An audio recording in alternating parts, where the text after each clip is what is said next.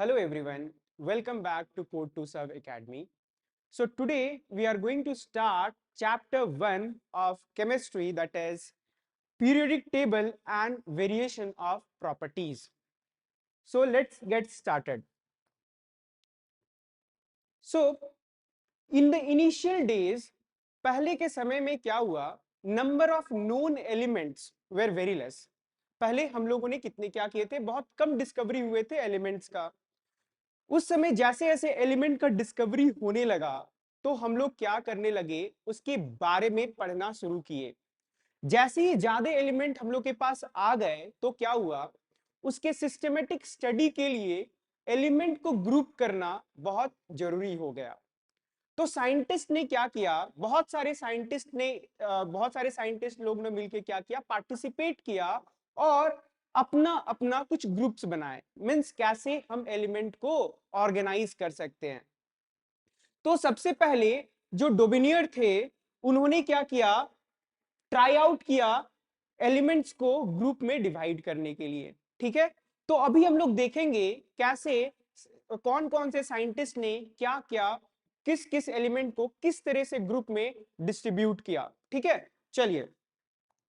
सबसे पहले डुवर्नियर ने क्या किया, ट्राई किया क्लासिफाई करने के लिए एलिमेंट को with the similar properties in group of 3. इन्होंने क्या किया, तीन के ग्रुप में एलिमेंट को तीन के ग्रुप में एलिमेंट को ग्रुप किया. ठीक है, और इन्होंने क्या कहा कि जो मिडिल मोस्ट एलिमेंट होंगे, इसका एटॉमिक मास, जो फर्स्ट और लास्ट का एलिमेंट का एटॉमिक मास होगा, that will be equivalent to the middlemost element atomic mass. तो इन्होंने क्या बताया, arithmetic mean of the atomic mass of the first and the third element, वो किसके इक्वल होंगे, equal to the atomic mass of the second element. जैसे मैं यहां पे आपको दिखलाता हूं, इन्होंने जो फर्स्ट ट्रेड्स दिया, ये तीन के ग्रुप को हम लोगों ने इन्होंने क्या नाम दिया, ट्रेड्स. तो यहां पे अगर आप देखेंगे, अगर पहला लेते हैं लिथियम, फिर सोडियम, फिर पोटेशियम, तो ये लिथियम का एटॉमिक मास 7 है, पोटेशियम का 39 है. अगर हम इस दोनों को ऐड करें और इसका अरिथमेटिक मीन निकाले तो ये कितना आएगा, 23. This 23 is equivalent to the atomic mass of sodium. तो इन्होंने ये क्या किया, आइडेंटिफाई किया कि जब कोई भी तीन के फॉर्म में अगर हम एलिमेंट को ग्रुप करते हैं, तो जो फर्स्ट एलिमेंट के एटॉमिक मास और जो थर्ड एलिमेंट के एटॉमिक मास, अगर हम उसके अरिथमेटिक मीन को निकालें, that is equivalent to the atomic mass of the middlemost element. ठीक है, तो इन्होंने क्या किया, पहला जो ट्रेड था इन्होंने 1817 में दिया. पहला जो ट्रेड मैंने जो अभी आपको बताया वो कब दिया, 1817 में. सिमिलरली जो सेकेंड ट्रेड आया वो कब आया, 1829 में. ठीक है, तो जैसे आप यहां देख पा रहे हैं, यहाँ पे सेकेंड ट्रेड जो आया, तो यहाँ पे अगर आप देखें 40 plus 137 divide by 2 approximately equal to 88.5, 88.5, जो कि क्लोज इनफ है 87.6 से. ठीक है, तो ये आप देख पा रहे हैं कि ये बहुत हद तक वैलिड थे. कुछ कुछ कुछ एलिमेंट्स के लिए, सारे एलिमेंट्स के लिए ये वैलिड नहीं थे. इसीलिए क्या हुआ कि ये हाइपोथेसिस डिस्कार्ड कर दिया गया, क्योंकि सारे एलिमेंट्स के लिए ये वैलिड नहीं था. ओके, अब चलिए हम लोग आगे चलते हैं. फिर क्या हुआ, न्यूलैंड्स आए और न्यूलैंड ने क्या बताया, उन्होंने एलिमेंट्स को ऐसे अरेंज किया कि जो फर्स्ट एलिमेंट है और जो एट्थ एलिमेंट होंगे, उनके प्रॉपर्टीज क्या होंगे, सेम होंगे. तो इन्होंने क्या बताया, states that every element has a similar property when the elements are arranged in the increasing order of their mass. तो डोबिनियर में भी क्या किया, इंक्रीजिंग ऑर्डर ऑफ मास उन्होंने अरेंज किया. सेम न्यूलैंड ने भी क्या किया, increasing order of the atomic मास किया. इन्होंने क्या देखा कि जो फर्स्ट एलिमेंट होंगे, जैसे कि मैं यहां लिथियम को लू 1, यहां पे लू 1, ये second, third, fourth, fifth, six, seven और 8. तो जो एवरी 8 एलिमेंट होंगे, आप यहां देख सकते हैं लिथियम को किसके साथ रिजेंबल किया गया है, सोडियम के साथ. इसी तरह बेरिलियम को मैग्नीशियम के साथ. तो जो एवरी 8th एलिमेंट जो आ रहे हैं वो क्या कर रहे हैं, सेम प्रॉपर्टीज को रिजेंबल कर रहे हैं। ठीक है, अब हम लोग आगे देखते हैं। तो भले ही ये क्या था कि सारे प्रॉपर्टीज जो इन्होंने दिया सारे एलिमेंट्स के लिए ये वैलिड नहीं था, भले ही इनका लॉ डिस्कार्ड कर दिया गया, लेकिन तब भी इनको मेडल प्रोवाइड किया गया था इन 1887 बाय द रॉयल सोसाइटी। ये आपको अगर पूछा जा सकता है, कभी क्विज में पूछा जा सकता है, तो आप इसका आंसर दे सकते हैं। ठीक है, अब हम लोग आगे चलते हैं। तो डोबिनियर क्या किया था, अब हम लोग किसके बारे में देखेंगे, मेंडलीव के बारे में देखेंगे। फर्स्ट हम लोगों ने किसके बारे में पढ़ा, डोबिनियर के बारे में पढ़ा। सेकंड हम लोगों ने पढ़ा न्यूलैंड्स के बारे में। अब हम लोग देखते हैं कि मेंडलीव ने क्या किया, मेंडलीव ने कैसे अपने एलिमेंट्स को कैसे ऑर्गेनाइज किया। ठीक है, तो आप जैसे जान रहे हैं कि डोबिनियर ने पहले स्टार्ट किया, तो मेंडलीव जब बिगैन किए इनके बारे में पढ़ने के लिए, उस समय कितने एलिमेंट्स उनके पास नोन थे, 63 एलिमेंट्स नोन थे उस समय जब मेंडलीव ने ये अपना स्टडी को स्टार्ट किया था, एलिमेंट्स को ग्रुप करना। और वो कब कर रहे थे, इन द लेट 1960s में। ठीक है, और इन्होंने क्या किया, एलिमेंट्स को ऑर्गेनाइज किया systematically based on their properties. और इन्होंने भी क्या किया, एटॉमिक मास के बेसिस पे ही इन्होंने अरेंज किया। मैं यहां पे आपको दिखलाता हूं, यहां पे आप देखिए, ये इनका टेबल जो है, यहां पे इन्होंने क्या किया, एटॉमिक मास के इंक्रीजिंग ऑर्डर में इन्होंने क्या किया, अरेंज किया। लेकिन इनका भी आइडिया फेल हो गया। अगर आप यहां पे देखेंगे अच्छे से कि इंक्रीजिंग ऑर्डर में तो हमें अरेंज करना था, लेकिन अगर कुछ कुछ एलिमेंट्स के बारे में देखें यहां पे कि ये 58.93 के बाद क्या आ रहा है, 58.71, दैट मींस ये डिक्रीज हो रहा है, होना तो इंक्रीज चाहिए था। और भी अगर आप देखें पूरे पीरियोडिक टेबल में, यहाँ पे 127 से इंक्रीज करना चाहिए था, लेकिन ये डिक्रीज कर रहा है। इसी तरह बहुत सारे एलिमेंट के लिए ये फेल हो गए, ये एक्सप्लेन नहीं कर पाए। लेकिन इन्होंने तो जो बताया था कि इंक्रीजिंग ऑर्डर में रखना है, लेकिन यहाँ पे हमें क्या देखने को मिल रहा है, डिक्रीजिंग ऑर्डर में। और इन्होंने क्या किया था, बहुत सारे एम्प्टी स्पेसेस को छोड़ दिया था, जो जो एलिमेंट जिस समय डिस्कवर्ड नहीं थे, ताकि जब कोई एलिमेंट डिस्कवर हो तो वहां पे वो फिट बैठ सकते हैं। ठीक है, तो अभी हम लोगों ने जितने भी तीनों के केस में देखा, तो तीनों के केस में क्या हो रहा था, पीरियोडिक प्रॉपर्टीज किसको माना गया था, एटॉमिक मास को। लेकिन अब हम लोग देख रहे हैं मॉडर्न पीरियोडिक टेबल को, मतलब कि जो आप पीरियोडिक टेबल अभी देख रहे हैं। तो मॉडर्न पीरियोडिक लॉ क्या स्टेट करता है कि physical and chemical properties of the element are the periodic function of atomic numbers. तो आपने अभी जो तीनों देखा लास्ट, उसमें क्या था, एटॉमिक मास था। अभी हम लोग मॉडर्न पीरियोडिक टेबल जो देख रहे हैं, उसमें पीरियोडिक फंक्शन किसके बेसिस पे अरेंज किया जा रहा है, on the basis of their atomic numbers. तो अगर आप मॉडर्न पीरियोडिक टेबल को देखेंगे तो इसमें आपको क्या दिखेगा, in the increasing order of atomic numbers. तो यहां पे अगर आप देखें इसे हम, आप अगर देखें कि यहां पे 18 वर्टिकल कॉलम्स दिख रहे हो, ठीक है, और 7 हॉरिजॉन्टल रोज दिख रहे हैं, तो इसे हम क्या बोलते हैं, पीरियड्स बोलते हैं। और वर्टिकल कॉलम्स को क्या बोलते हैं, ग्रुप्स बोलते हैं। ठीक है, तो जनरली अगर आप पूरे पीरियडिक टेबल को, मॉडर्न पीरियडिक टेबल को ब्रेक डाउन करना चाहते हैं, तो आप इसे ऐसे ब्रेक डाउन कर सकते हैं कि ये जो फर्स्ट 2 आपको ब्लॉक दिख रहे हैं, दिस इज एस ब्लॉक, ये क्या है, एस ब्लॉक है।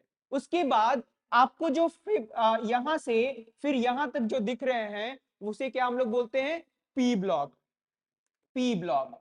और जो आपके मिडिल मोस्ट में दिख रहे हैं, ये that is from 3 to 12, 3 to 12 जो हम लोग देख रहे हैं, इसे हम क्या बोलते हैं, डी ब्लॉक। और आप जो नीचे देख रहे हैं, इसे हम क्या बोलते हैं, एफ ब्लॉक। इसके बारे में आप डिटेल में स्टडी करेंगे क्लास 11 एंड 12 में, आप एक एक ब्लॉक के बारे में आप डिटेल में पढ़ेंगे। ठीक है, अभी फिलहाल के लिए हम लोग देखते हैं कि मॉडर्न पीरियोडिक टेबल में और क्या क्या ट्रेंड्स हैं, आगे हम लोग इसके ट्रेंड्स के बारे में देखेंगे। ठीक है, तो अभी मैंने जो बताया आपको, आपको याद क्या रखना है कि जो मॉडर्न पीरियोडिक टेबल में किस बेसिस पे रखा गया है, on the basis of atomic number.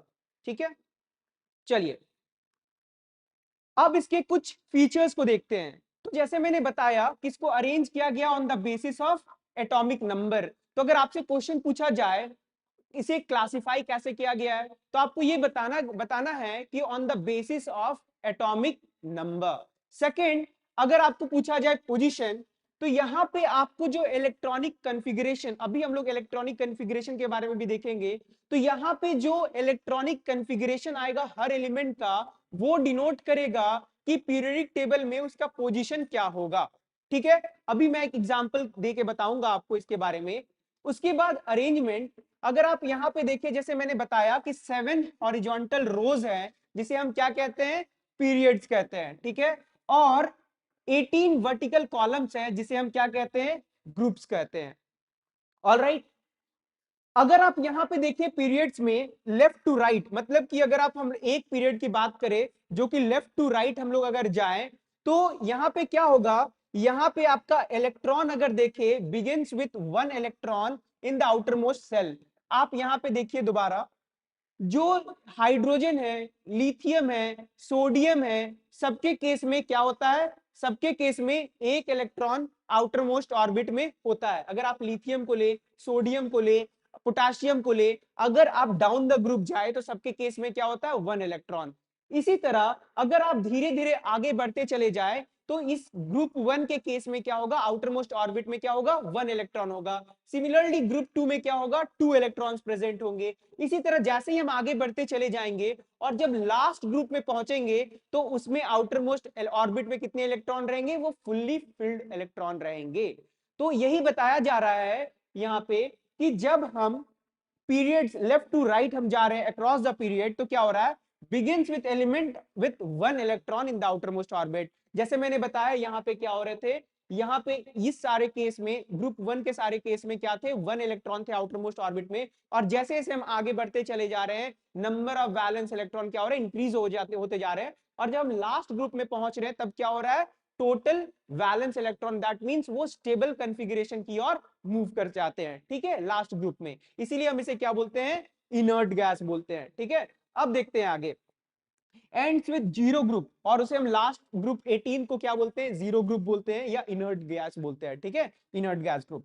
तो element having completely filled outermost shell, तो आपको याद क्या रखना है, जो फर्स्ट ग्रुप होते हैं उसमें कितने इलेक्ट्रॉन्स रहते हैं आउटर मोस्ट ऑर्बिट में, 1। और जैसे ही हम आगे बढ़ते चला जाते हैं और जब लास्ट ग्रुप में पहुंचते हैं, तो उसके आउटर मोस्ट ऑर्बिट में क्या होते हैं, फुल्ली फिल्ड इलेक्ट्रॉन होते हैं। ठीक है, अब जैसे ही हम लोग लेफ्ट टू राइट जा रहे हैं, तो आप लोग यहां पे ध्यान दीजिए, जो आपको स्टार्टिंग में दिख रहा है, इधर आपको क्या दिख रहा है, मेटालिक कैरेक्टरिस्टिक्स आपको दिख रहा है, मींस ये सब क्या है, मेटल्स है। और जैसे ही हम लेफ्ट टू राइट जा रहे हैं, तो वो ट्रांजिशन हो रहा है from metal to non metals. ठीक है, चलिए, ये आपको पूरा क्लियर हो गया होगा। अब हम लोग आगे देखते हैं। अब लोग हम लोग ग्रुप के बारे में अगर बात करें, तो टोटल कितने ग्रुप्स हैं, 18 ग्रुप्स हैं। टोटल कितने ग्रुप्स हैं, 18 ग्रुप्स, 18 ग्रुप्स है, that is the vertical columns. और इसमें जनरली जो 1 to 2 जो मैंने एस ब्लॉक में मार्क किया था, फिर 13 to 17 जो मैंने क्या मार्क किया, पी ब्लॉक को मार्क किया था, उसके साथ इसे हम क्या कहते हैं, नॉर्मल एलिमेंट्स कहते हैं। यानी कि अगर आप यहां पे देखें फिर से पीरियोडिक टेबल को, जो 1 to 2, फिर 13 to 17, यहां से अगर आप इसको देखें, तो इसे हम क्या बोलते हैं, नॉर्मल एलिमेंट्स बोलते हैं इसे। ठीक है, अब आगे देखते हैं। उसके बाद ग्रुप 3 to 12, जो 3 to 12 जो मैंने डी ब्लॉक से मार्क किया था, उसे हम क्या बोलते हैं, ट्रांजिशन एलिमेंट्स बोलते हैं। और लास्ट के group, that is group number 18, उसे हम क्या बोलते हैं, या तो जीरो ग्रुप बोलते हैं, और नोबल या तो इनर्ट गैसेस बोलते हैं। ठीक है, ये सारे टर्म्स आपको याद रहने चाहिए। ठीक है, अब देखिए, जो पीरियोडिक टेबल में जो सेपरेशन हो रहा है, अगर आप देखेंगे, तो रिएक्टिव मेटल्स कहां रखा गया है, स्टार्टिंग में रखा गया है। धीरे धीरे जैसे ही हम राइट की तरफ जाएंगे, तो किसमें चले जाएंगे, ट्रांजिशन एलिमेंट्स में जाएंगे। फिर और आगे चले जाएंगे तो क्या होगा, नन मेटल्स की ओर हम लोग मूव करेंगे। ठीक है, चलिए, ये तो मैंने आपको बता दिया था। अब समझते हैं कि सेल्स एंड वैलेंसी क्या होता है। ठीक है, ये बहुत इंपॉर्टेंट आपको टर्म है, आपको याद रखना पड़ेगा। आप तो सेल्स जान रहे होंगे, ये तो आप जान रहे होंगे कि जो सेल्स होते हैं, आपने पढ़ा होगा, ये आपका इलेक्ट्रॉन जो रिवॉल्व कर रहे हैं in the shells, K shell, L shell, M shell, ये सारे सेल्स में मूव कर रहे हैं। अभी तक आपको ये जानकारी है कि जो इलेक्ट्रॉन होते हैं वो कहां पे प्रेजेंट होते हैं, सेल्स में प्रेजेंट होते हैं, लेकिन ये एग्जैक्टली करेक्ट नहीं है। इलेक्ट्रॉन सेल्स में प्रेजेंट नहीं होते हैं, इलेक्ट्रॉन्स सेल्स के अंदर ऑर्बिटल में प्रेजेंट होते हैं। तो अगर आपसे पूछा जाए, क्वेश्चन पूछा जाए कि इलेक्ट्रॉन एक्चुअली कहां पे प्रेजेंट है, तो आपको बोलना है कि electron is present in the orbitals. ठीक है, कहां पे प्रेजेंट है, ऑर्बिटल में प्रेजेंट है। तो आप समझिए हमारे पास कौन कौन से ऑर्बिटल्स अवेलेबल है। हमारे पास s ऑर्बिटल है, फिर हमारे पास p ऑर्बिटल है, और उसके बाद d ऑर्बिटल है, d ऑर्बिटल है, फिर f ऑर्बिटल है, उसके बाद f ऑर्बिटल है। 1 2 3 4 5 6 7। तो अब देखिए आपको कैसे याद रखना है, एस ऑर्बिटल, ऑर्बिटल को आप इसे ऐसे समझिए, वन बॉक्स। एक ऑर्बिटल को आपको क्या समझना है, वन बॉक्स। तो एस के पास एक ऑर्बिटल होता है, और आपको ये याद रखना है, और आपको ये याद रखना है कि हर ऑर्बिटल में मैक्सिमम 2 इलेक्ट्रॉन रिसाइड कर सकते हैं। तो मैंने बताया एस के पास एक ऑर्बिटल होते हैं, और हर ऑर्बिटल में 2 इलेक्ट्रॉन रिसाइड कर सकते हैं। तो जैसे अगर मैं इलेक्ट्रॉन को रिप्रेजेंट करूं, तो ये होता है, आप लोग हायर क्लासेस में पढ़ेंगे स्पिन के बारे में। तो अगर मैं इलेक्ट्रॉन को ऐसे रिप्रेजेंट कर रहा हूं, तो एक इलेक्ट्रॉन को अगर मैं दिखला रहा हूं अप एरो से, तो दूसरा इलेक्ट्रॉन मुझे दिखलाना पड़ेगा डाउन एरो से। इसका मतलब कि एस में एक ऑर्बिटल है, तो उसमें मैक्सिमम नंबर ऑफ इलेक्ट्रॉन कितने रह सकते हैं, 2। तो मैंने यहां लिखा हुआ है कि s is equal to 2, that means s orbital में मैक्सिमम 2 इलेक्ट्रॉन रिसाइड कर सकते हैं। सिमिलरली p के पास 3 ऑर्बिटल होते हैं, तो अगर हर ऑर्बिटल में 2 इलेक्ट्रॉन रहेंगे, तो 3 ऑर्बिटल में कितने हो गए, 6 इलेक्ट्रॉन्स हो गए। तो आप लोग हायर क्लासेस में पढ़ेंगे फीलिंग ऑफ द इलेक्ट्रॉन्स के बारे में भी। ठीक है, तो जनरली मैं अभी आपको थोड़ा सा हिंट दे देता हूं कि इलेक्ट्रॉन क्या होंगे, पहले एक एक ऑर्बिटल में एक एक फिल होंगे, फिर जब तीनों ऑर्बिटल या पूरे ऑर्बिटल फिल हो जाएंगे, फिर वो ऑर्बिटल नंबर 1 से अपोजिट डायरेक्शन में फिल होना शुरू होंगे। तो आप यहां देख सकते हैं कि p के पास 3 ऑर्बिटल है, 3 ऑर्बिटल मतलब टोटल 6 इलेक्ट्रॉन रिसाइड कर सकते हैं। सिमिलरली d के पास 5 ऑर्बिटल होते हैं, तो अगर 5 ऑर्बिटल है तो मैक्सिमम इसमें क्या, 10 इलेक्ट्रॉन रिसाइड कर सकते हैं। तो फिलिंग फिर से कैसा होगा, एक एक इलेक्ट्रॉन पहले इसमें आएंगे, जैसे ही फुल्ली फिल्ड हो जाएगा, फिर से इन द रिवर्स ऑर्डर ये फिल करना स्टार्ट हो जाएंगे। अगर आप इसे काउंट करेंगे तो टोटल नंबर ऑफ इलेक्ट्रॉन आपको कितने मिलेंगे, 10।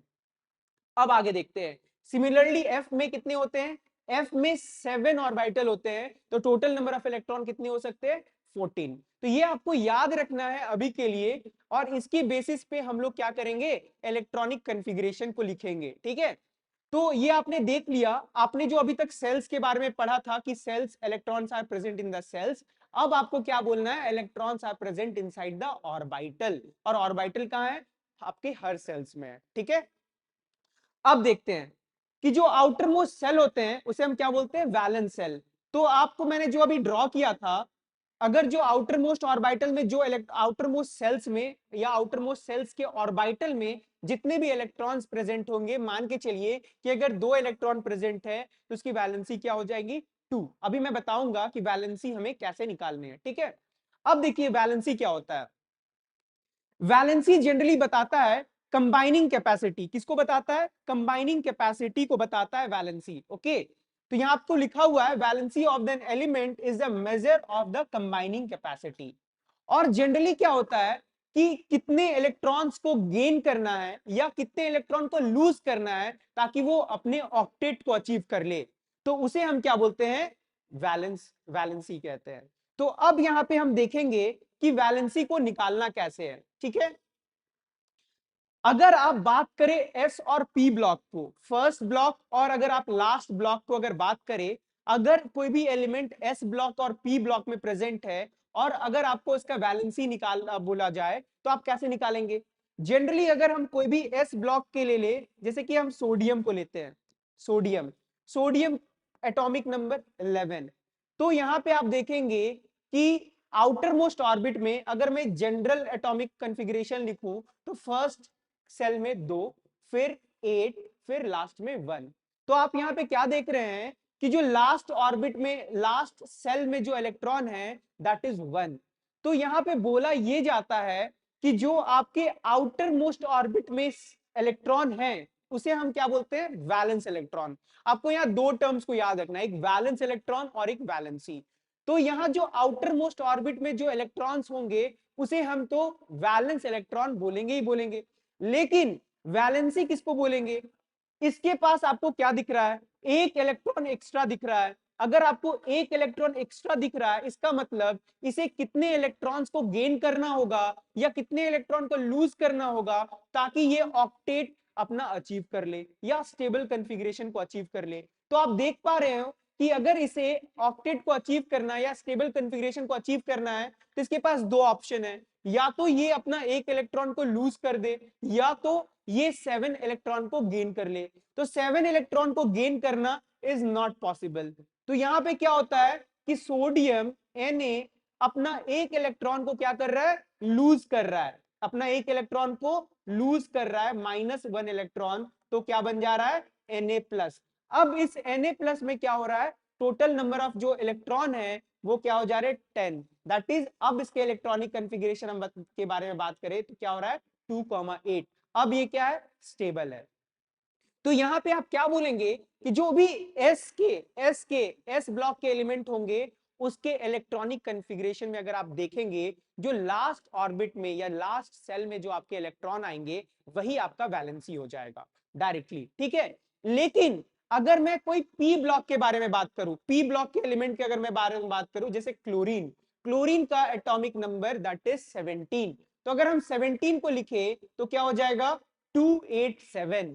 तो आप अब यहां ध्यान से देखिए, अगर आपको पूछा जाए कि क्लोरीन में कितने वैलेंस इलेक्ट्रॉन है तो आप क्या बोलेंगे, क्लोरीन में वैलेंस इलेक्ट्रॉन 7 है। लेकिन अगर आपको पूछा जाए कि क्लोरीन की वैलेंसी कितनी है तो आपको ध्यान ये रखना है कि इसे ऑक्टेट अचीव करने के लिए क्या चाहिए, इसे ऑक्टेट अचीव करने के लिए इलेक्ट्रॉन को गेन करना चाहिए या लूज करना चाहिए। आप देख रहे हैं कि लास्ट ऑर्बिट में लास्ट सेल में 7 इलेक्ट्रॉन है, ऑलराइट। तो अगर एक इलेक्ट्रॉन ये गेन कर ले तो क्या होगा, ये अपने स्टेबल कॉन्फ़िगरेशन को अचीव कर लेगा। तो या तो ये एक इलेक्ट्रॉन को गेन करे या तो ये 7 इलेक्ट्रॉन को लूज करे, ठीक है। तो 7 इलेक्ट्रॉन को लूज करवाना that is not possible, okay. तो हम क्या करेंगे, एक इलेक्ट्रॉन को गेन करेगा ये। तो अगर ये एक इलेक्ट्रॉन को गेन करेगा, आप यहां पे देख रहे हैं अगर ये एक इलेक्ट्रॉन को गेन करेगा तो ये क्या हो जाएगा Cl-। Cl- दैट मींस इसके पास अब स्टेबल कॉन्फ़िगरेशन आ गया है, ऑलराइट। तो आपको क्या बताना है, आपको ये याद रखना है कि एस ब्लॉक के जितने भी एलिमेंट होंगे उसकी वैलेंसी क्या हो जाएगी, जो वैलेंस इलेक्ट्रॉन होंगे। सिमिलरली जो पी ब्लॉक के एलिमेंट होंगे उसमें क्या हो जाएगा, जितने भी आपको वैलेंस इलेक्ट्रॉन होंगे उसको माइनस करना होगा 8 से। तो आपको क्या याद रखना है, for P block 8 minus valence electron, 8 minus valence electron, मैं यहां लिख दे रहा हूं 8 माइनस वैलेंस इलेक्ट्रॉन।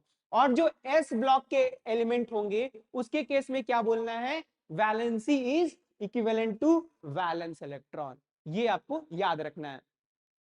फिर हम लोग देखते हैं कि अगर वो एलिमेंट अगर डी और एफ ब्लॉक का एलिमेंट हो, डी और एफ ब्लॉक का एलिमेंट हो, उस केस में हमें डी और एफ ऑर्बिटल्स को देखना पड़ता है। On the basis of D and F orbital उसका इलेक्ट्रॉनिक कॉन्फ़िगरेशन हम लोग बता पाते हैं। और जनरली डी ऑर्बिटल में आपका जो भी होगा उसका वैलेंसी जो होगा जनरली 2 to 3 रेंज करेगा, ठीक है।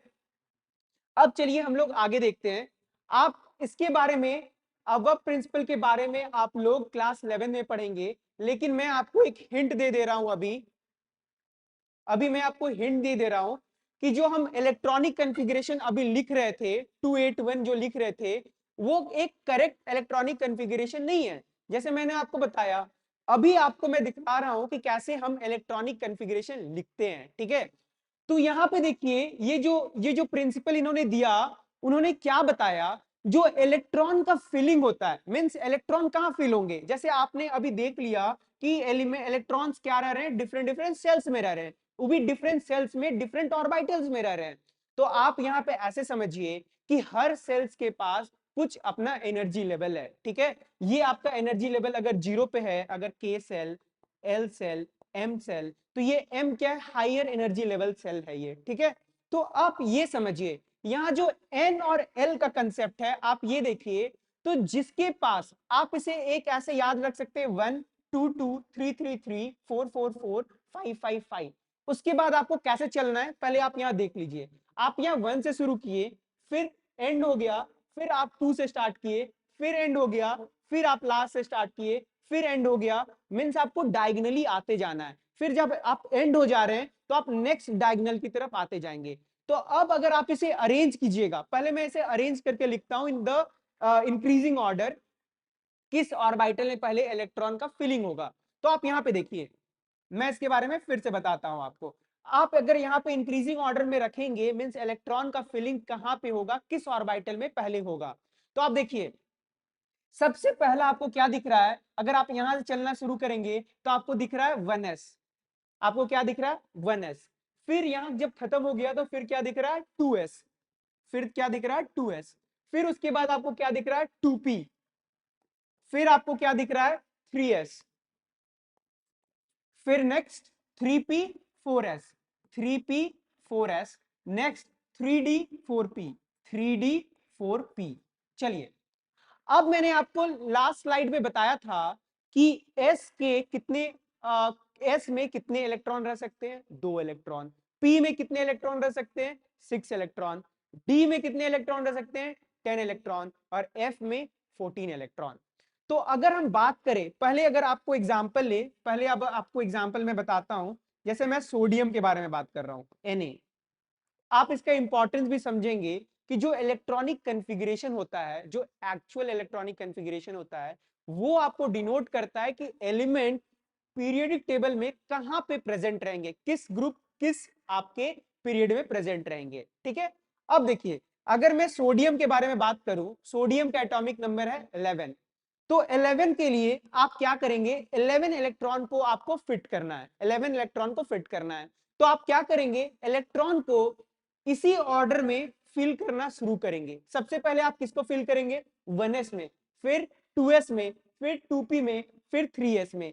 जिस ऑर्डर में मैंने लिखा है उसी ऑर्डर में फिल करना होगा। तो आप यहाँ पे देख रहे हैं, ये बताया जा रहा है कि पहले फिलिंग किस में होता है, लोअर एनर्जी ऑर्बिटल्स में। लोअर एनर्जी ऑर्बिटल्स में पहले फिल होता है, उसके बाद हायर एनर्जी ऑर्बिटल्स में फिल होता है। इसका मतलब क्या है, फिर आप हमसे पूछेंगे कि एनर्जी लेवल कैसे निकाले। आपको एनर्जी लेवल ऐसे पता चलेगा, आपको अगर कोई पूछ दिया जाए कि पहले इलेक्ट्रॉन 4s में फिल होगा या 3d में फिल होगा।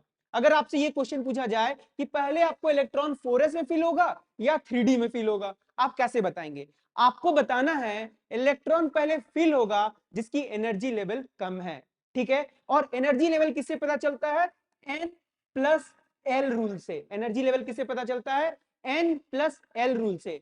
अब आप देखिए 4s में, 4s का n का वैल्यू क्या है, 4। 4s के लिए n का वैल्यू क्या है, 4। आप देख पा रहे हैं n का वैल्यू 4s के लिए 4, और l का वैल्यू क्या है, 0। तो आप क्या बोलेंगे, 4 plus 0 is equal to 4।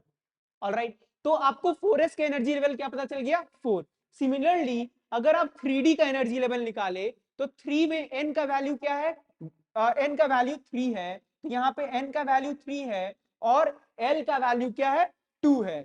l का वैल्यू क्या है, तो 3 प्लस 2 इज 6। तो यहाँ पे आप देख पा रहे हैं कि एनर्जी लेवल किसका कम है, 4 का कम है, फिर क्या है, 6 है यहाँ पे, ठीक है। तो आप देख पा रहे हैं कि इलेक्ट्रॉन का जो फिलिंग होगा वो पहले किस में होगा, 4s में होगा, तब जाके आपका 3d में होगा। आप यहाँ पे भी देख पा रहे हैं पहले 4s आ रहा है, फिर आपका 3d आ रहा है। तो इसका जस्ट रिवर्स, अगर आप इसका रिवर्स करें, जब इलेक्ट्रॉन, मैंने अभी आपको क्या बताया, जब इलेक्ट्रॉन का फिलिंग होगा तो पहले लोअर एनर्जी लेवल में लोअर फिल होगा, that means n plus L वाला रूल।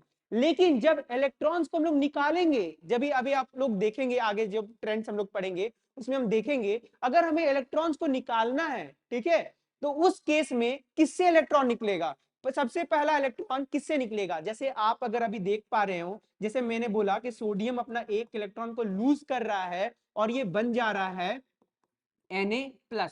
तो आपका क्वेश्चन आएगा, ये जो एक इलेक्ट्रॉन लूज करेगा वो किस ऑर्बिटल से लूज करेगा? तो यहां पे आपका कंसेप्ट आता है हाईएस्ट एनर्जी लेवल। मींस आपका एनर्जी लेवल कौन सा हाईएस्ट है, मींस कौन सा सेल आपके हायर एनर्जी लेवल पे है। जैसे कि 4s और 3d, अगर आप इसे देखें, आप अगर इसे देखें ध्यान से, मैं यहां फिर से ड्रॉ कर रहा हूं, मान के चलिए ये first shell that is KLm, ठीक है, और आपका n, तो ये मान के चलिए 1 है, 2 है, 3 है, 4 है। तो आप इसे ऐसे समझिए, 4s जो होगा, 4s कहीं यहां पे होगा, और जो 3d है वो यहां पे होगा। यहां पे मैं लिख देता हूं, ये 3d यहां पे प्रेजेंट होगा और 4s यहां पे प्रेजेंट होगा। समझ पा रहे हैं कि आपके 4s कहां पे प्रेजेंट है? n सेल में, और 3d आपके कहां प्रेजेंट है? m सेल में। तो जिसके हायर एनर्जी लेवल होंगे, दैट मींस जो न्यूक्लियस से जो दूर में प्रेजेंट है, न्यूक्लियस से जो सबसे दूर में है, उससे इलेक्ट्रॉन को निकालना इजी है। दैट मींस आप इजीली इलेक्ट्रॉन को यहां से निकाल पाएंगे, और यहां से अगर आपको इलेक्ट्रॉन को निकालना बोला जाए तो दैट विल बिकम टफ। तो आपको क्या याद रखना है कि जो एनर्जी सेल्स होंगे, जो सेल्स होंगे, उससे आपको इलेक्ट्रॉन निकालना इजी होता है, जो आपकी आपके हायर मोस्ट सेल में हो, और जो लोअर मोस्ट सेल में रहता है उससे आपका इलेक्ट्रॉन निकालना डिफिकल्ट है। तो आपको याद ये रखना है कि जो इलेक्ट्रॉन्स आपका फिलिंग होगा, तो सबसे पहले इलेक्ट्रॉन्स का फिलिंग होगा हायर एनर्जी लेवल में। तो मैंने आपको बता दिया higher energy level that means N+L rule. लेकिन जब इलेक्ट्रॉन बाहर निकलेगा तब आपका कंसेप्ट आता है कि कौन से हायर सेल है, that means higher level shell. तो यहां पे हायर लेवल सेल आपको क्या दिख रहा है? 4s। तो कहां से निकलेगा? 4s से। तो जनरली आपसे क्वेश्चन ये पूछा जाएगा कि ऐसा अगर आपको क्वेश्चन पूछ दिया जाए कि इलेक्ट्रॉन का फिलिंग पहले 4s में होगा या 3d में होगा, तो आप क्या बोलेंगे? पहले इलेक्ट्रॉन्स का फिलिंग, पहले इलेक्ट्रॉन्स का फिलिंग 4s में होगा। और अगर आपसे पूछा जाए इलेक्ट्रॉन्स पहले कहां से निकलेगा, तो आपको यह बताना है इलेक्ट्रॉन आपका 4s से निकलेगा, फिर आपका 3d से निकलेगा। तो ये कंसेप्ट आपको याद रखना है, ये आपके हायर क्लासेस में भी ये कंसेप्ट आपको काम देगा। चलिए मैं यहां पे आपको एक एग्जांपल देता हूं, फिर उसे एक्सप्लेन करूंगा। जैसे हम बात कर रहे थे सोडियम के बारे में, तो सोडियम का एटॉमिक नंबर क्या है? 11। तो यहां पे अगर हम लोग देखें 11, तो अगर हम इसे इस कॉन्फ़िगरेशन में लिखने का कोशिश करें तो क्या करेंगे? पहले 1s 2s 2p 3s, पहले इस सीक्वेंस ऑर्डर में लिखना है, ठीक है। अब आप देखिए 11 इलेक्ट्रॉन्स को आपको फिल करना है। तो सबसे पहले मैंने बताया s के पास कितने इलेक्ट्रॉन्स रह सकते हैं? 2 इलेक्ट्रॉन, मैंने 2 इलेक्ट्रॉन दे दिया, ठीक है। फिर s के पास दोबारा s आया, तो इसके पास क्या रहेंगे? 2। दैट मींस मैंने 4 इलेक्ट्रॉन्स को अभी फुलफिल कर दिया, ठीक है। अब p के पास मैंने बताया था मैक्सिमम 6 इलेक्ट्रॉन रह सकते हैं, दैट मींस 6 + 4 = 10। और मुझे कितने एकोमोडेट करने थे? कितने इलेक्ट्रॉन? 11 इलेक्ट्रॉन। दैट मींस एक इलेक्ट्रॉन बचा हुआ है, तो s के पास मैक्सिमम कैपेसिटी 2 है, तो मैं इसके पास क्या रख सकता हूं? एक इलेक्ट्रॉन को रख सकता हूं। क्लियर? तो आप अगर आप इसे देखें इलेक्ट्रॉनिक कॉन्फ़िगरेशन में, इसे देखें, इसका इलेक्ट्रॉनिक कॉन्फ़िगरेशन अगर आपको कोई लिखने बोले, तो आपको जनरली आप अगर लास्ट दो को उठा पिक करे, that is 2p6 and 3s1। तो अगर आप इसकी इसे ओवरव्यू करें तो आपको इसका पोजीशन पता चल जाएगा कि ये पीरियोडिक टेबल में सोडियम कहां पे प्रेजेंट है। जैसे आपको आ क्या रहा है? 3s1। अब आप देखिए अगर हम पीरियोडिक टेबल में जाते हैं 3s1, ऑलराइट। अब देखिए यहां पे आप देखेंगे ये आपका कौन सा पीरियड हो गया? फर्स्ट, ये सेकेंड, ये थर्ड। आप यहां से देखिए हम लोग का इलेक्ट्रॉनिक कॉन्फ़िगरेशन सोडियम का क्या आया? 3s1। तो ये डिनोट करता है कि ये आपके थर्ड पीरियड के, और जो एस ब्लॉक में, ये आपको क्या बता रहा है? थर्ड पीरियड के एस ब्लॉक में फर्स्ट कॉलम में प्रेजेंट है। ये आपको कैसे पता चला? थर्ड पीरियड के एस ब्लॉक में फर्स्ट कॉलम में आपका प्रेजेंट है। और आप देख लीजिए थर्ड पीरियड के फर्स्ट आपके ग्रुप में वो प्रेजेंट है, ऑलराइट। इसी तरह अगर मैं आपको क्लोरीन के बारे में लिखने बोलूं, क्लोरीन के बारे में लिखने बोलूं, आप देखिए यहां पे अब हम लोग सिमिलरली क्या करते हैं, क्लोरीन के बारे में लिखते हैं। अगर हम क्लोरीन के बारे में अब लिखेंगे, क्लोरीन के एटॉमिक नंबर कितने होते हैं, 17। तो क्लोरीन अगर मैं इसे अब अरेंज करने की कोशिश करूं तो यहाँ पे क्या लिखूंगा, 1s2 2s2 2p6। That means अभी तक हम लोगों ने क्या किया, 10 इलेक्ट्रॉन को एकोमोडेट कर दिया। फिर से आएगा 3s2 दैट इज 12। उसके बाद आपका क्या आएगा, 3p। अब आपके कितने बच गए, अब आपको कितने रखने हैं इलेक्ट्रॉन को, 2 6 12। अगर आप 12 और अगर आप कर दे 5 तो कितने हो गए ये, टोटल 17। तो आप यहाँ पे देखिए टोटल 17, अगर आप इसे काउंट करेंगे तो टोटल कितने आएंगे, 17। तो इसके इलेक्ट्रॉनिक कॉन्फ़िगरेशन में क्या आ रहा है, 3p5। दैट मींस ये थर्ड पीरियड के पी ब्लॉक के फिफ्थ ग्रुप में प्रेजेंट है। पी ब्लॉक में आपको देखना है और उसके फिफ्थ ग्रुप में देखना है। तो हम लोग इसे वेरीफाई करते हैं कि ये प्रेजेंट है या नहीं है। ऑलराइट,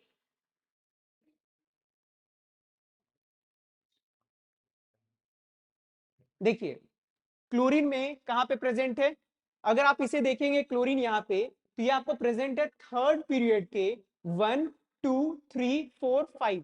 ये आपके फिफ्थ ग्रुप में प्रेजेंट है, किसके ब्लॉक के, पी ब्लॉक के। तो आपको यही याद रखना है कि पी ब्लॉक के आपको जो भी, पी ब्लॉक हो एस ब्लॉक हो, जो भी आपका इलेक्ट्रॉनिक कॉन्फ़िगरेशन आ रहा है वो सिग्निफाई करता है कि वो एलिमेंट पीरियोडिक टेबल में कहां पे प्रेजेंट है।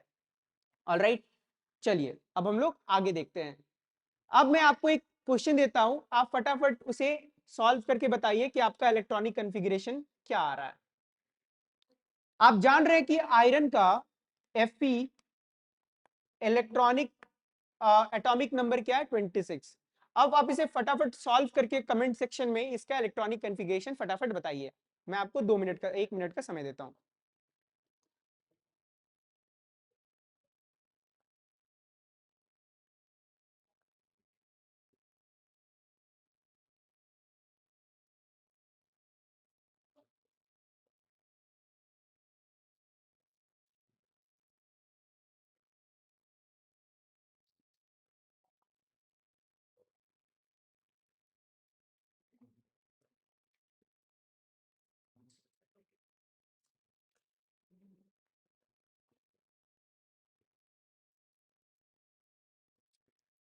चलिए अभी तक आप लोगों ने बना लिया होगा, तो हम लोग देखते हैं, इसी में हम लोग फिल करते हैं। हमें टोटल कितने इलेक्ट्रॉन्स को फिल करना है, टोटल 26 इलेक्ट्रॉन को फिल करना है। तो पहले 2 यहां आ गया, 2 2 4 6 10, देन 12, देन 6 इज 18 20। और डी के पास कितने इलेक्ट्रॉन आ सकते हैं, डी के पास आपके कितने इलेक्ट्रॉन आ सकते हैं, अब टोटल तो 10 हो सकते हैं, लेकिन आपने कितने अरेंज कर दिया, 10 12 18 20। और आपको कितने चाहिए, 6 मोर। तो आप किसको यूटिलाइज करेंगे, 3d6 को मींस 3d को यूटिलाइज करेंगे और उसमें कितने इलेक्ट्रॉन रहेंगे, 6 इलेक्ट्रॉन रहेंगे। तो अगर आप इसका इलेक्ट्रॉनिक कॉन्फ़िगरेशन देखें, इलेक्ट्रॉनिक कॉन्फ़िगरेशन देखें तो ये आएगा आपका 4s2 और 3d6। तो जनरली जब आपको इलेक्ट्रॉनिक कॉन्फ़िगरेशन लिखना रहेगा, आप दो केस में लिखेंगे, तो आप इसे इंक्रीजिंग ऑर्डर में लिखेंगे, increasing order of the shell. ठीक है, तो आप इसको कैसे लिखेंगे, आप लिखेंगे 3d6 और 4s2 लिखेंगे। इसका मतलब आप देखिए जनरली तो इलेक्ट्रॉन का फिलिंग ऐसे हुआ, तो आप ये बोलते हैं कि इलेक्ट्रॉन तो लास्ट 3d में फिल हुआ है। तो जब इलेक्ट्रॉन आयरन से निकलेगा तो वो इलेक्ट्रॉन कहां से निकलना चाहिए, 3d से निकलना चाहिए, लेकिन ये 3d से नहीं निकलता है। ये आपका इलेक्ट्रॉन कहां से निकलेगा, 4s से निकलेगा। जैसे मैंने बताया कि जिसकी हाईएस्ट सेल होंगे, जो न्यूक्लियस से जितने दूर रहेंगे, इजीली वहां से इलेक्ट्रॉन निकल सकते हैं। इसीलिए जब भी आप इलेक्ट्रॉनिक कॉन्फ़िगरेशन लास्ट में लिखे इन टर्म्स ऑफ 2, तो यहां पे आप क्या करेंगे, इन द इंक्रीजिंग ऑर्डर में लिख दें। दैट इज 3d पहले आएगा फिर 4s आएगा। अगर आप इस तरह यहां लिखे तो दैट मींस इलेक्ट्रॉन सबसे पहले क्या होगा, यहां से लूज होगा। तो आप देख सकते हैं आयरन जो होता है वो Fe2+ स्टेट में भी एग्जिस्ट करते हैं। दैट मींस Fe2+ का मतलब क्या है, इसका इलेक्ट्रॉनिक कॉन्फ़िगरेशन क्या हो जाएगा, 3d6 और 4s0। ऑलराइट, मतलब कि इसके s ऑर्बिटल में एक भी इलेक्ट्रॉन नहीं है। लेकिन आपको यह भी पता है कि Fe थर्ड स्टेट में भी एग्जिस्ट करता है, दैट इज Fe3+ में भी एग्जिस्ट करता है। इसका मतलब पहले तो दो इलेक्ट्रॉन यहां से निकल गए, पहले तो दो इलेक्ट्रॉन यहां s ऑर्बिटल से निकल गए। अब जो नेक्स्ट इलेक्ट्रॉन निकलेगा वो कहां से निकलेगा, अब जो नेक्स्ट इलेक्ट्रॉन निकलेगा आपका पी से निकलेगा। दैट मींस आपका 4s से तो दोनों निकल गए, 2 इलेक्ट्रॉन, आपको क्या बताना है, 3 इलेक्ट्रॉन को लूज करना है, तो आप s से तो 2 इलेक्ट्रॉन निकल गया, अब आपको इलेक्ट्रॉन कहां से निकलेगा, डी से निकलेगा, तो आप बोलेंगे 3d5। आपका डी से भी एक इलेक्ट्रॉन निकल गया, सबसे पहले इलेक्ट्रॉन निकला एस से 2 इलेक्ट्रॉन निकल गया, उसके बाद आपका निकला डी से, इसीलिए आपका हो गया 3d5 4s0। तो आप ये ध्यान देना होगा आपको कि Fe2 में आपका S से दोनों इलेक्ट्रॉन निकल गया, और इस केस में आपका S से भी निकला, फिर D से आपका नेक्स्ट इलेक्ट्रॉन निकला। तो आप इसे ध्यान रख सकते हैं, आपके लिए ये इंपॉर्टेंट अभी इसलिए कि आप 11 12 में फिर इसे आप अच्छे से पढ़ेंगे, और इसे आप अगर ध्यान से अभी समझ ले तो आपको आगे इजी हो जाएगा समझना। चलिए नेक्स्ट, अब पीरियोडिसिटी इन प्रॉपर्टीज देखते हैं। तो पीरियोडिसिटी इन प्रॉपर्टीज क्या होता है, जो भी आप ट्रेंड्स देख रहे हैं, अगर आप लेफ्ट टू राइट जाए या अप टू डाउन जाए, तो आपको कुछ प्रॉपर्टीज होंगे जो रिपीट करते हुए दिखेंगे, ठीक है, दैट इज रीअकरेंस पैटर्न, उसी को हम लोग क्या बोलते हैं, ट्रेंड्स बोलते हैं, ठीक है, observed in the physical and the chemical characteristics of the elements. तो अगर हम लेफ्ट टू राइट या अप टू डाउन, अगर हम पीरियड टेबल में अगर मूव करें, तो हमें क्या दिखेगा, हमें चेंजेस दिखेगा या रिपीटेशन ऑफ प्रॉपर्टीज दिखेगा, ठीक है। तो हम इसी को अब देखते हैं आगे।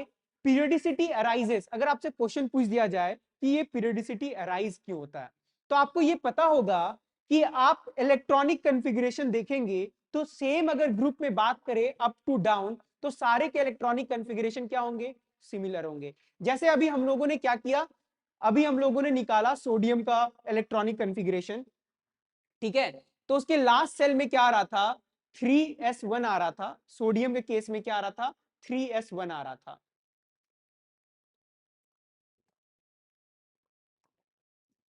3s1। तो मैं अगर बात करूं टोटल ग्रुप 1 एलिमेंट के बारे में, तो सारे सारे एलिमेंट्स में क्या होगा, s में एक इलेक्ट्रॉन रहेंगे, सारे s में क्या रहेंगे, एक इलेक्ट्रॉन रहेंगे। दैट मींस आपको क्या देखने को मिल रहा है, डाउन द ग्रुप आपको सेम इलेक्ट्रॉनिक कॉन्फ़िगरेशन देखने को मिल रहा है।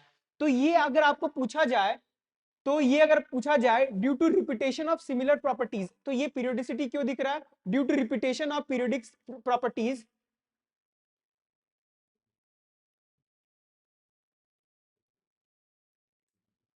अब आप क्या देख रहे हैं यहाँ पे, पीरियोडिसिटीज मैंने बता दिया कि लेफ्ट टू राइट अगर हम जा रहे हैं तो क्या हो रहा है, फिजिकल एंड केमिकल प्रॉपर्टीज क्या हो रहा है, रिपीट कर रहे हैं रेगुलर इंटरवल ऑफ टाइम के, ठीक है। दीज प्रॉपर्टीज आर डायरेक्टली और indirectly related to the electronic configuration. जैसे मैंने बताया कि ये जो प्रॉपर्टी होंगे वो क्या हो रहे हैं, इलेक्ट्रॉनिक कॉन्फ़िगरेशन। मैंने जैसे बताया ग्रुप 1 के जो एलिमेंट हैं वो क्या हो रहे हैं कि इलेक्ट्रॉनिक कॉन्फ़िगरेशन ग्रुप 1 के क्या है, सारे इलेक्ट्रॉनिक कॉन्फ़िगरेशन सेम है, ठीक है।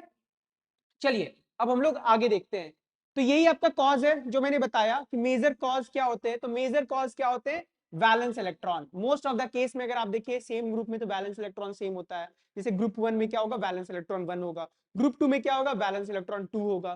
तो नेक्स्ट अब देखिए इलेक्ट्रॉनिक कॉन्फ़िगरेशन, और जो लास्ट सेल में जो होते हैं that is the valence electron जो होते हैं वो तो आपको सेम दिख रहे हैं। अगर मैं एस ब्लॉक के बारे में बात करूं तो जो वैलेंस इलेक्ट्रॉन है वही वैलेंस ही हो जाता है, और जो पी ब्लॉक के बारे में बात करूं तो 8 माइनस वैलेंस इलेक्ट्रॉन होते हैं। तो जनरली आपको क्या दिख रहा है, अक्रॉस द पीरियड अगर आप जाए या डाउन द ग्रुप जाए, तो आपको डाउन द ग्रुप में आपको क्या दिखेगा, सेम इलेक्ट्रॉनिक कॉन्फ़िगरेशन दिखेगा, और अक्रॉस द पीरियड आपको क्या दिखेगा, इलेक्ट्रॉनिक कॉन्फ़िगरेशन में number of electron across the period में आपको क्या दिख रहा है, इंक्रीज होता हुआ दिखेगा आपको। वो पहला में जैसे अगर मैं बात करूं 3s1 दिख रहा है, 3s1, 3s1, फिर अगर आप सोडियम के बाद मैग्नीशियम में जाइएगा तो 3s2 हो जाएगा। इसी तरह क्या हो रहा है, नंबर ऑफ इलेक्ट्रॉन इंक्रीज होते जा रहा है, और जैसे ही आप ग्रुप 18 तक पहुंचेगा आपको क्या हो जाएगा, octet, means 8 electron in the outermost orbit, और द ऑक्टेट कॉन्फ़िगरेशन को वो अचीव कर लेगा। ऑलराइट, तो आप यहां देख सकते हैं element with the same valence electron reoccur after a fixed interval. आपका जो सेम इलेक्ट्रॉनिक कॉन्फ़िगरेशन है क्या हो रहा है, आफ्टर ईच इंटरवल वो रिपीट कर रहे हैं। तो this is the main cause of periodicity. Alright, अब हम लोग देखेंगे जो पीरियोडिक ट्रेंड्स हैं वो किस तरह से वैरी कर रहे हैं, ऑन द बेसिस हम लोग क्लासिफाई करेंगे on the basis of atomic size, on the basis of ionization potential, electron affinity, electronegativity and metallic and non metallic character. तो आप यहां से ऐसे समझिए, पहले आप इसके बारे में समझिए एटॉमिक साइज क्या होता है। तो यहाँ पे आपको दिख रहा है एक एटम, इस एटम में आप देखिए जो न्यूक्लियस है और जो आउटर मोस्ट ऑर्बिट आपको दिख रहा है, न्यूक्लियस और आउटर मोस्ट ऑर्बिट, ये दोनों के बीच में जो डिस्टेंस होता है इसे हम क्या बोलते हैं, एटॉमिक रेडियाई या एटॉमिक रेडियस। अगर दो एटम के बात करें तो आपका रेडियाई आएगा, यहाँ पे हम लोग क्या बोलेंगे, एटॉमिक साइज या एटॉमिक रेडियस, यही बताया जा रहा है। ठीक है, तो atomic size is the distance between the center of the nucleus and the atom of the outermost means the outermost cell के बीच में जो आपका डिस्टेंस है, that is the atomic radius जो है, उसी को हम क्या बोलते हैं, एटॉमिक साइज बोलते हैं। ऑलराइट, अब नेक्स्ट देखते हैं आयनाइजेशन पोटेंशियल। तो ये आपका डेफिनेशन के टर्म्स में बहुत इंपॉर्टेंट है, आपके एग्जाम में डेफिनेशन दिया जा सकता है कि आपको ये सब टर्म्स को डिफाइन करना हो। तो आयनाइजेशन पोटेंशियल क्या होता है, अमाउंट ऑफ एनर्जी, आप यहां पे ध्यान दीजिए, amount of energy required to remove loosely bound electron from an outermost shell. ठीक है, आप इसे ऐसे समझिए कि ये जो सोडियम है Na, अगर मैं इसे बात करूं तो इसके 3s1 आ रहे थे इसके इलेक्ट्रॉनिक कॉन्फ़िगरेशन। इसका मतलब मैं इसे कितना एनर्जी दूं, मैं इसे कितना एनर्जी दूं कि इसके लास्ट और जिसके जो इलेक्ट्रॉन है, इसमें जो इलेक्ट्रॉन है वहां से वो इलेक्ट्रॉन को लूज कर दे, तो इसे हम क्या बोलते हैं, आयनाइजेशन पोटेंशियल। आपको इसको याद कैसे रखना है, the amount of energy required means हमें कितनी एनर्जी देने हैं कि ये इलेक्ट्रॉन अपने जगह से छोड़ के बाहर निकल जाए। ऑलराइट, नेक्स्ट कंसेप्ट आता है इलेक्ट्रॉन एफिनिटी। आप इसे लिखना ना भूले, of an isolated gaseous atom means एक एटम को अगर हम आइसोलेट कर रहे हैं और इन द गैसियस फॉर्म में, तब कितना एनर्जी उसे सप्लाई करे कि वो अपने एक इलेक्ट्रॉन को लूज कर दे। तो हर केस में आपको ये लिखना मैंडेटरी है। ऑलराइट, उसके बाद बात करते हैं इलेक्ट्रॉन एफिनिटी। तो आप इसे ऐसे समझिए कि जैसे क्लोरीन के केस में, क्लोरीन के केस में क्या हो रहा था, 3p5 आ रहा था। ठीक है, जैसे मैंने बताया 3p5, उसे ऑक्टेट अचीव करने के लिए क्या चाहिए, 3p6 चाहिए। ऑलराइट, तो दैट मींस हमें क्लोरीन में एक इलेक्ट्रॉन को ऐड करना होगा, एक इलेक्ट्रॉन को ऐड करना होगा। तो जब हम इलेक्ट्रॉन को ऐड करेंगे तब क्या होगा, ट्रेमेंडस अमाउंट ऑफ एनर्जी रिलीज होगा। तो वही बताया जा रहा है, it is the amount of energy release. जब हम एक इलेक्ट्रॉन को किसी भी एटम के अंदर डाल रहे हैं, that is the outermost orbit में डाल रहे हैं, तो जो एनर्जी रिलीज होगा उसे ही हम क्या बोलेंगे, इलेक्ट्रॉन एफिनिटी बोलेंगे। समझ में आ गया। नेक्स्ट कंसेप्ट है आपका इलेक्ट्रोनेगेटिविटी। आप इलेक्ट्रोनेगेटिविटी को ऐसे समझिए कि आपके बीच में क्या है, आपका पॉजिटिवली चार्ज प्रेजेंट है न्यूक्लियस, और आपके आउटर मोस्ट ऑर्बिट में क्या हो रहे हैं, इलेक्ट्रॉन्स इलेक्ट्रॉन्स इलेक्ट्रॉन्स रिवॉल्व कर रहे हैं, दैट इज नेगेटिवली चार्ज। तो क्या होगा, पॉजिटिवली चार्ज क्या करेंगे, नेगेटिव चार्ज को अपनी तरफ अट्रैक्ट करेंगे, ये इसके तरफ अट्रैक्ट करेंगे। तो इलेक्ट्रोनेगेटिविटी का मतलब होता है tendency to attract the shared pair of the electron toward itself, means कि आपके इलेक्ट्रॉन को कितने फोर्सफुली वो अट्रैक्ट हो रहे हैं न्यूक्लियस की तरफ। तो आप इसे ऐसे समझिए, जितना छोटा आपका साइज होगा, जितना छोटा साइज होगा उतना पावरफुली वो अट्रैक्ट होगा, उतना पावरफुली अट्रैक्ट होगा। ठीक है, नेक्स्ट हम लोग देखते हैं metallic and non metallic characteristics को। तो यहां पे आप देखिए, tendency of an element to lose an electron to form a cation, जैसे कि सोडियम अपना एक इलेक्ट्रॉन को लूज करता है तो क्या बन जाता है, Na+, दैट इज ये क्या बनता है, कैटायन।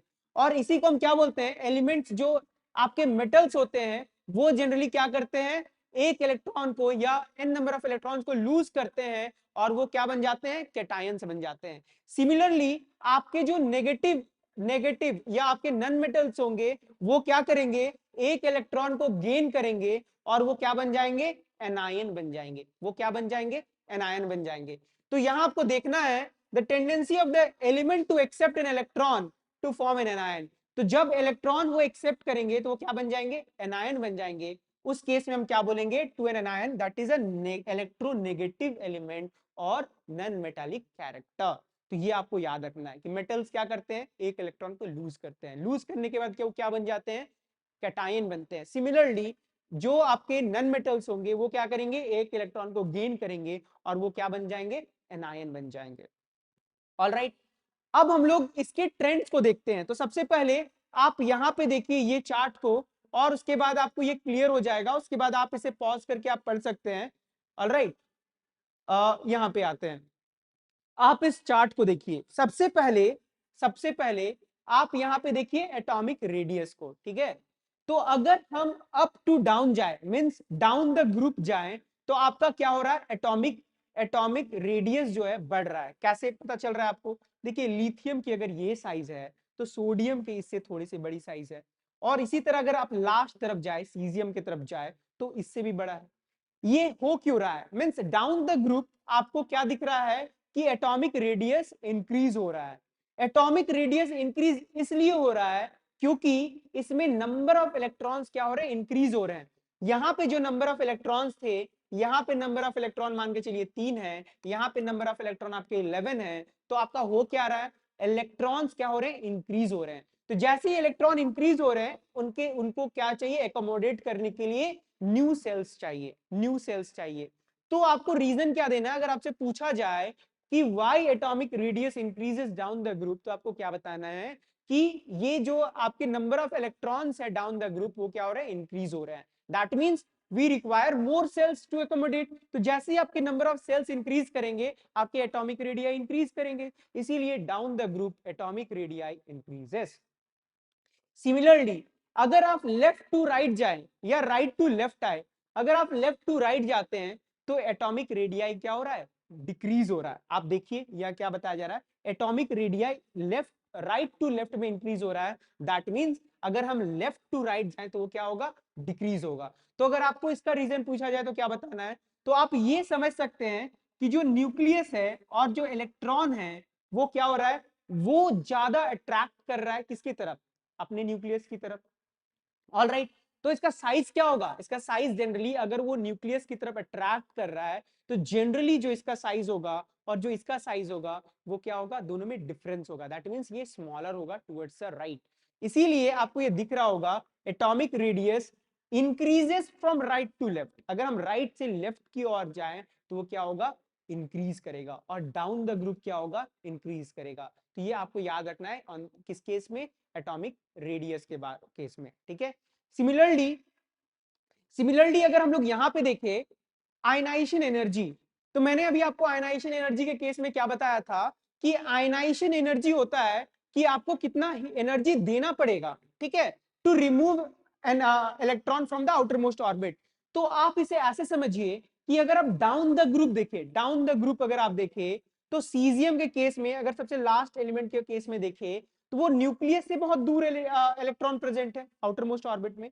दैट मींस उसे बहुत कम एनर्जी देना पड़ेगा, इसको बहुत कम एनर्जी देना पड़ेगा ताकि वो अपना इलेक्ट्रॉन को लूज कर ले। दैट मींस जो lower bottom of the group है, वो अपने इलेक्ट्रॉन को इजीली लूज कर सकते हैं। दैट मींस वहां पे आयनाइजेशन एनर्जी कम होगा।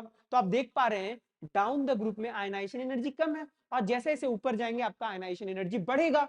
क्यों बढ़ेगा, क्योंकि आपका जो इलेक्ट्रॉन होगा, यहाँ पे इलेक्ट्रॉन है और आपका न्यूक्लियस है, इसके डिस्टेंस क्या है, बहुत कम है।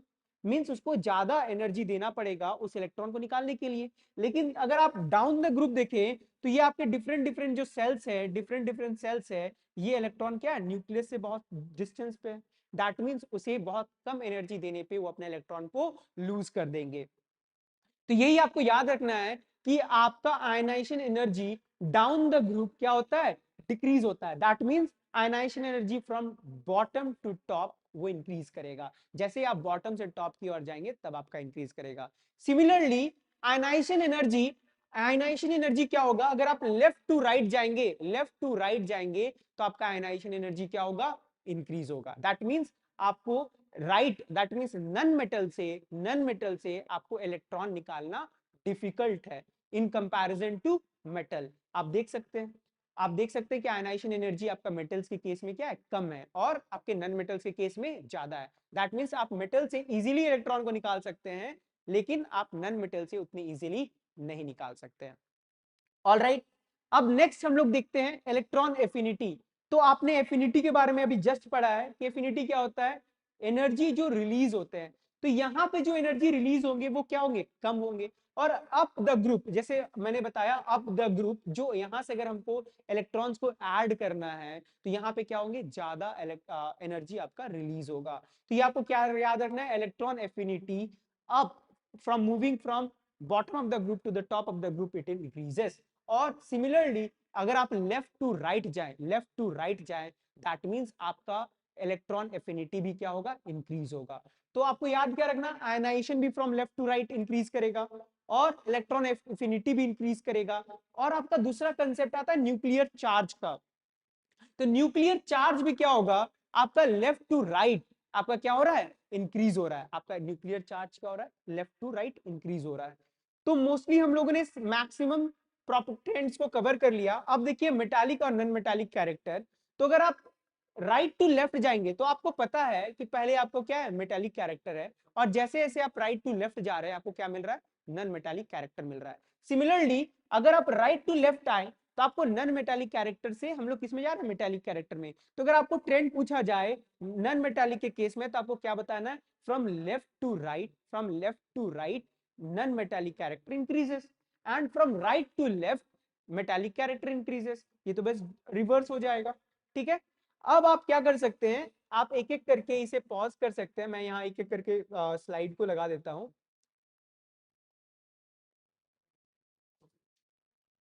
एटॉमिक साइज का जो मैंने बताया वो आपको लिखा हुआ है, एक एक करके आप इसे पॉज करके देख सकते हैं, ठीक है।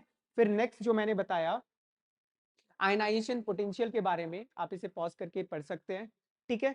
सिमिलरली आपका इलेक्ट्रॉन एफिनिटी के बारे में जो मैंने बताया कि लेफ्ट टू राइट आपका इलेक्ट्रॉन एफिनिटी क्या होगा, इंक्रीज करेगा, ऑलराइट। और similarly from bottom of the group to the top of the group क्या करेगा, इंक्रीज करेगा।